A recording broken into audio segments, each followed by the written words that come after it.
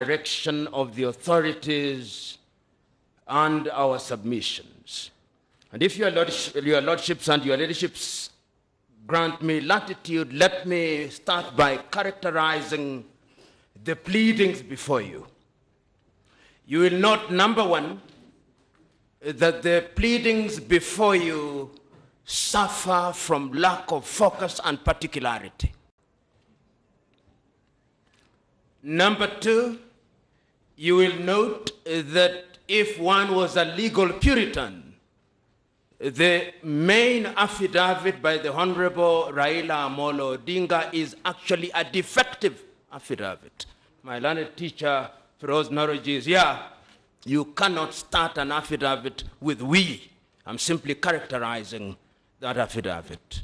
Number two, you will note that the affidavits offend Order 19, Rule 1 of the Civil Procedure Rules.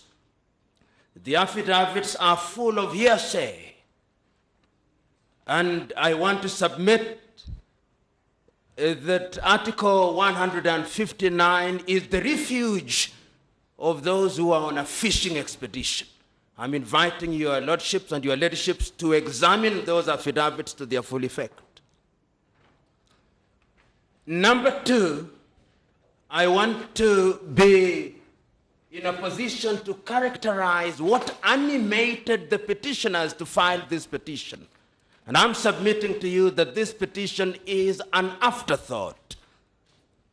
I don't have enough copies, but I will take you, if you permit me, to the foundational reason given by the principles of the political coalition called NASA, and read on the 15th of August by the Honorable Raila Amolo Odinga. This is what the Honorable Raila Amolo Odinga read. We had said we will not go to court, but with the raid on civil society and determination to silence all voices that could redress legal, like AFRICOG and Kenya human rights, we have now decided to move to court. But the pièce de résistance is this. Our decision to go to court constitutes a second chance for the Supreme Court to use this to redeem itself. That is the basis upon which I'm locating my case and justifying why this particular case is here. Just a minute, Mr. Lumumba. Yes, Mr. Orengo? I'm just saying this report is not a rostrum so speedifying adoration. He should tell us where that statement comes from and whether it was correct on record. My Lord, this is a statement that is in the public If domain. it's not on record, then it can't be Mr. Orengo, you will notice that we have been very, very patient.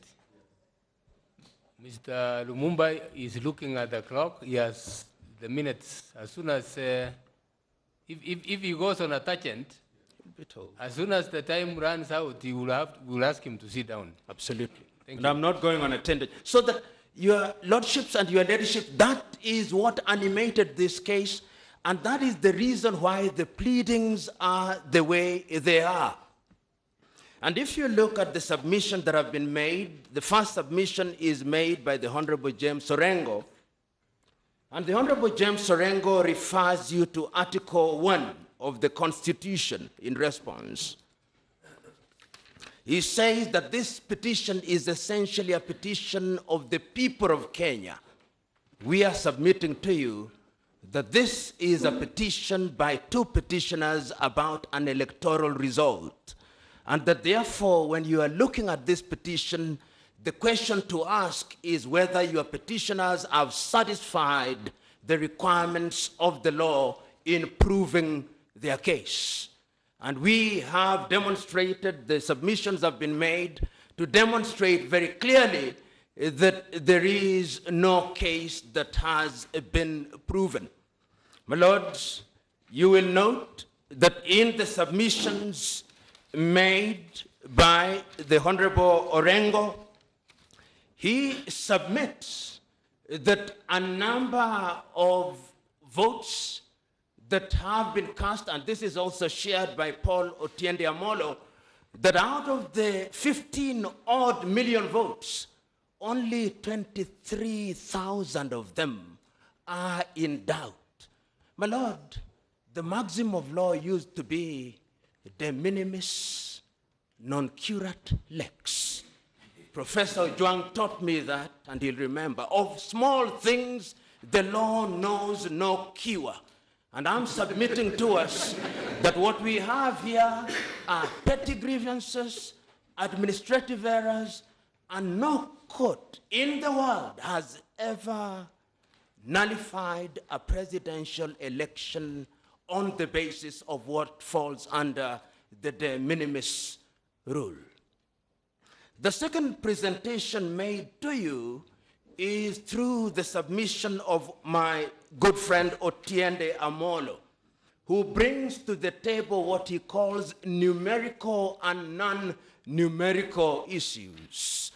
And Otiende, in his submission, says that this court should only focus on what he describes as the substantive. In other words, numbers do not matter in an election. My lords and your ladyship, what then matters in an election?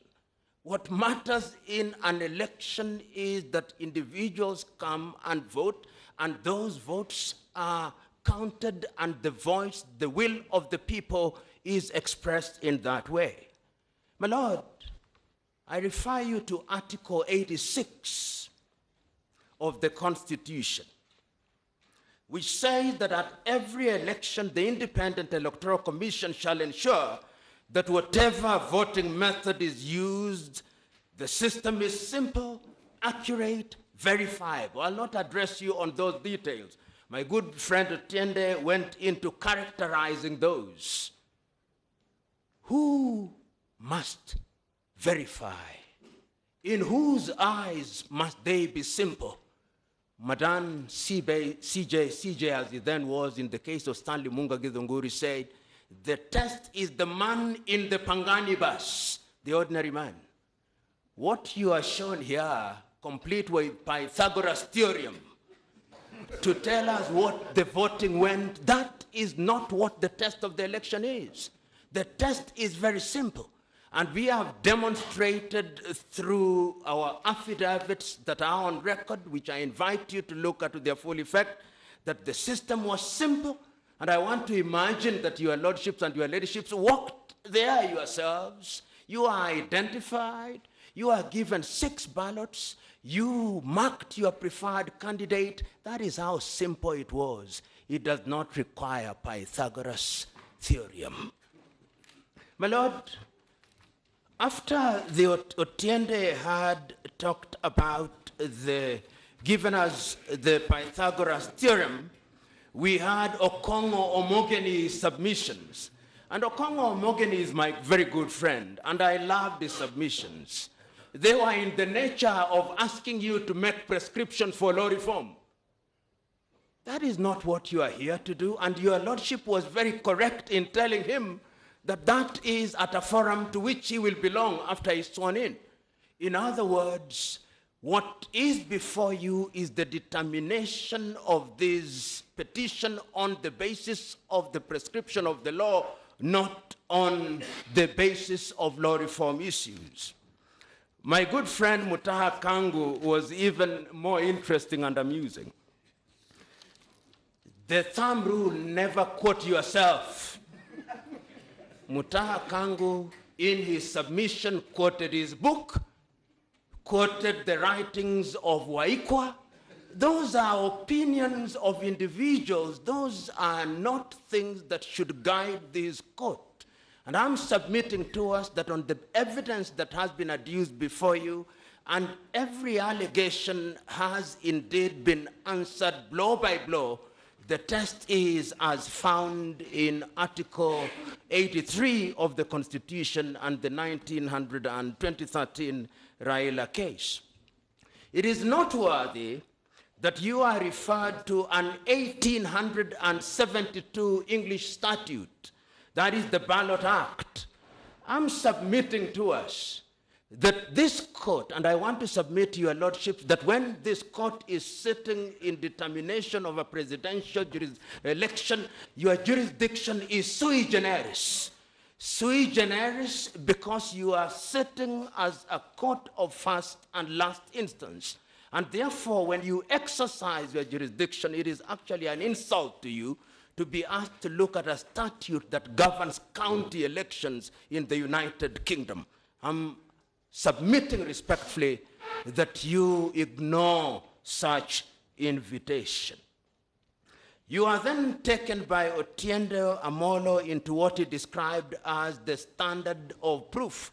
And this was also addressed by my learned friend Mutaha Kangu. And Mutaha Kangu made a very amazing proposition that the duty of the petitioner is to establish a prima facie case. And that once they establish a prima facie case, then the burden shifts. Nothing, respectfully, your lordships and your ladyships, can be further from the truth. The truth is, and this is the rule of the thumb, he who alleges must prove. And I'm submitting to you that your petitioners have made allegations, they have made many things, but they have not proven anything. My lord, you are then taken to the case that has now been cited ad nauseum, the case of Maina Kiai. And it's instructive that when my good learned friend and my student Antonio Luoch showed the video stopped at a very convenient point where the late Musando said, and the chairman cannot vary the results. That's where it stopped. And the Honorable Justice Ojwang asked the question of what evidential value. If your lordship look at the Evidence Act at section 106B, you will discover that the manner in which that video was introduced offends all rules of submission of evidence under our jurisdiction. I'm therefore submitting to us that in totality what you have is a litany of allegations that are literally standing on stilts and have only one fate. They fall when they have been faced by the weight of evidence that we have supplied. The other question that was raised is on the significance of elections. And this was Mutaha Kangu at Article 4 of the Constitution. He said that elections, and the Honorable Justice Mokin Wanjala was right and quick in saying that the lecture was Constitutional Law 101, in which he tried to educate us on what a republic is. But my submission is that in this petition, what we are grappling with is that the people of Kenya in their totality came out on the 8th day of August and expressed their will. This court should be very reluctant to overturn the will of the people of Kenya unless it can be demonstrated that indeed that will was subverted. And it has been demonstrated by the first respondent and the second respondent, the first and the second respondent, that indeed all the prescriptions of the law, and this, my lord, when you retire, I do not want to belabor this issue, when you retire, the question that I invite you respectfully to ask, what is the litmus test? And my lords, when you look at our list of authorities, which has a number of authorities which I'll not take you through, it was filed on the 25th day of August, the year 2017, with a total of 30 authorities. The first authority is the Constitution.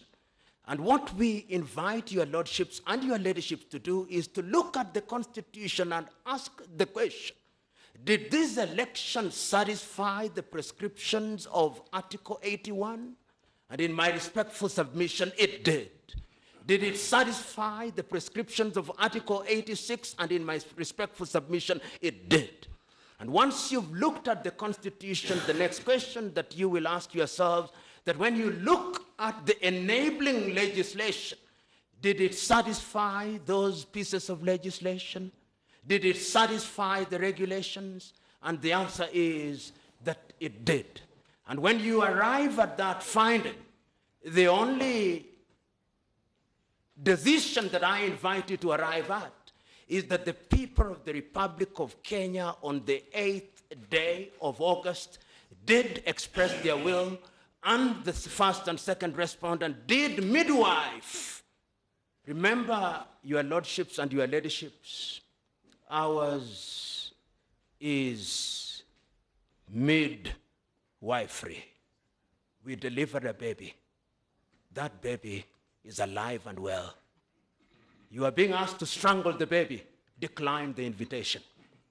Decline the invitation because the baby is alive and well.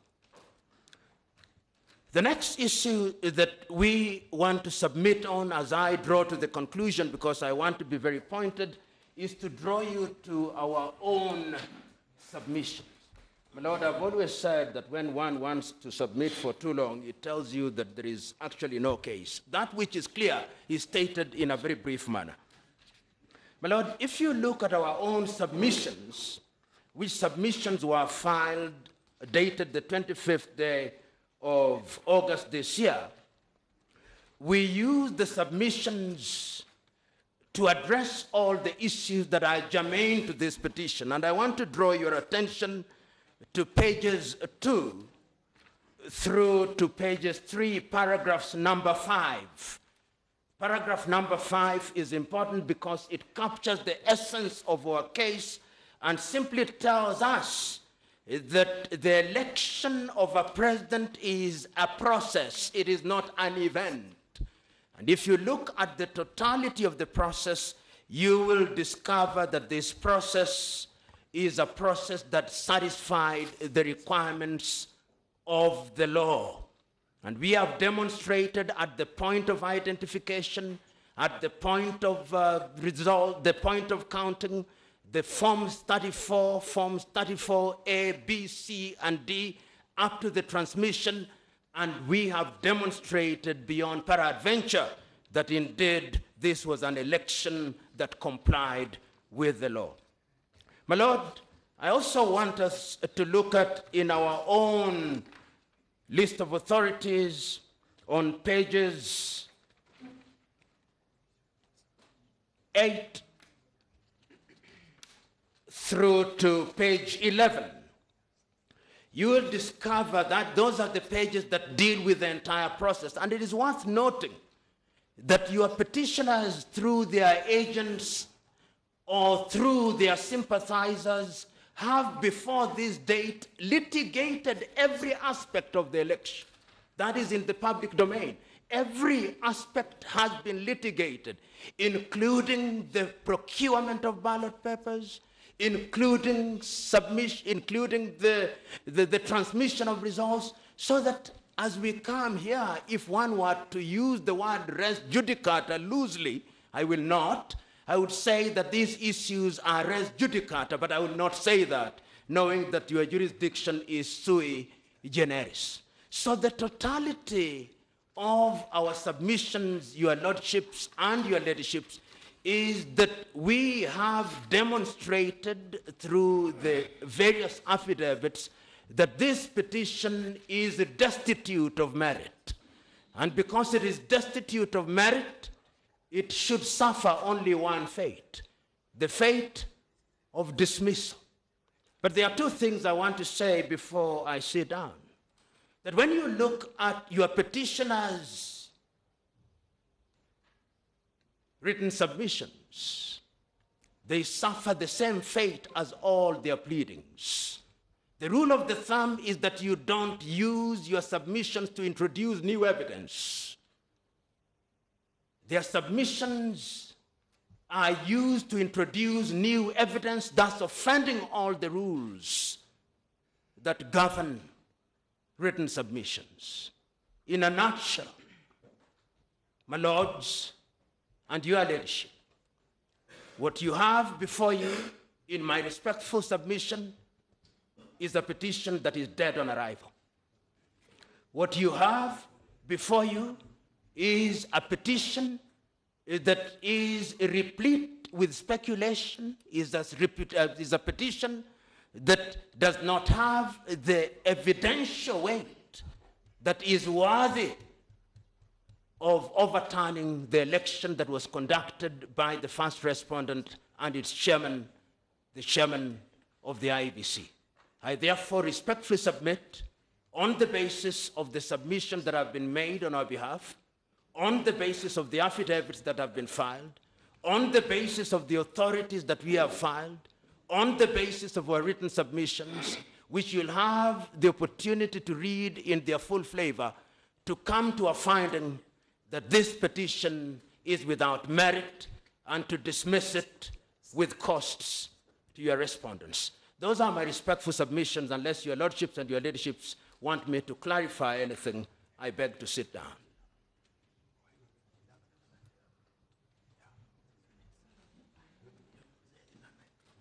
Thank you, Mr. Lumumba. You were clear. May God bless you. God bless you. I think we still have some 6 minutes. According to the... but I can take the 6 minutes tomorrow if your lordships feel like... No. Just finish it and we'll... My lords, just to wrap up, allegations made